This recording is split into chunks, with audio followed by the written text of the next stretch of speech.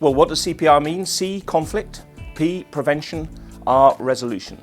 And certainly so far as we're concerned, we're looking to prevent conflicts where we can, and if they arise, then obviously we need to resolve them as quickly and as amicably as we possibly can.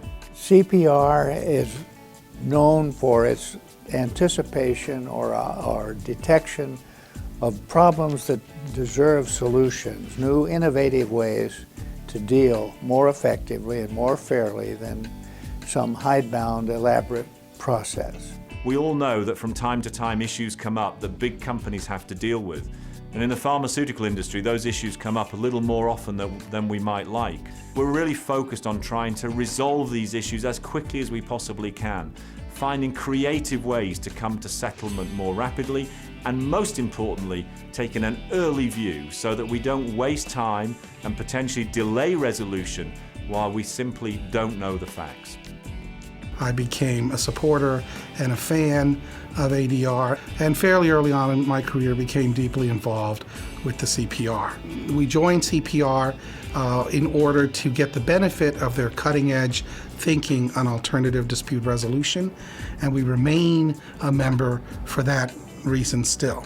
We have to consider alternatives. We owe it to our business colleagues to find measures for reaching disputes quickly and with cost-saving measures. And that's where CPR fills a very important hole and spot where it helps companies identify alternative ways to resolve disputes.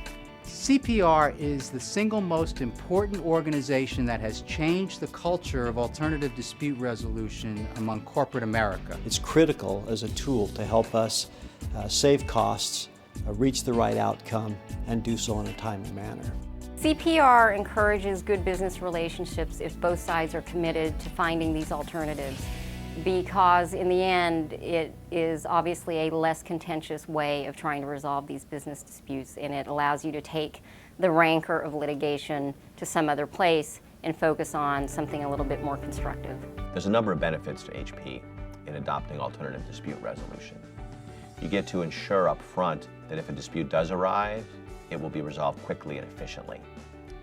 There's a benefit to having our customers and suppliers and partners know that HP is committed to a quick resolution if a dispute does come up. We're really not focused on disputes. We're more focused on getting back to business and working with them, and that helps us grow more business for HP. I'm very excited in general about the new administered rules, because I think it's been a long time that CPR has had a great set of rules and a lot of thought behind it for self-administered arbitrations. I think it's just a natural evolution of the benefits that CPR is bringing to the arbitration world, that doing administered arbitrations, doing them quite cheaply, quite efficiently, and yet providing basic administrative services. It's a big win, I think, for the organization and for people using the CPR rules. So you see a set of rules that are designed to tell the parties how to organize themselves in the areas where disputation in the ad hoc process are most likely to arise. So that's the great beauty of the CPR Administered Arbitration Rules. Efficiency, streamlined nature, plus cost effectiveness. ADR saves unbelievable amounts of money. If there's two corporations and they're well represented by smart, honest lawyers, and they got a smart, honest management, that they ought to be able to sit down and in a couple of hours resolve a big share of their cases at zero cost. When we see a platform that can truly make a difference, not just for GE, but in terms of broadly speaking the way business gets done, that's what we like to see, and I think that's what we see in CPR.